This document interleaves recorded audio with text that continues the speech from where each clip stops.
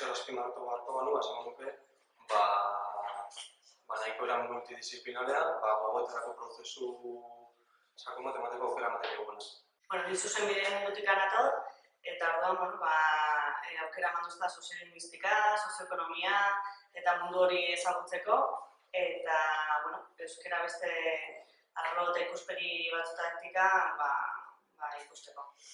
Ez bat aukeratu beharkoan, aukeratuko nuke argigarria, galdera batzukin etorren izango da, eta horietako batzuk behintzat argitu ditut latua. Nik hitz bat aukeratu beharko banu, aniztasuna izango izateke. Rekorrido ezberdinak egin duen jendea bildu garelako hemen, eta denok eman diogu elkarri zer ikasi. Bero baten definitu beharko banu ikastaroa, izango zen aberasgarria.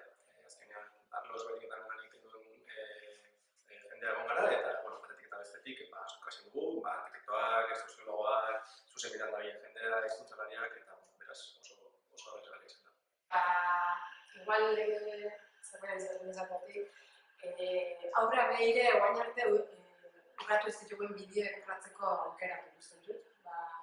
Ezagutza multzo horrekin, euskara ikuspegitik, oain arte eragin ez tantokitan lantzeko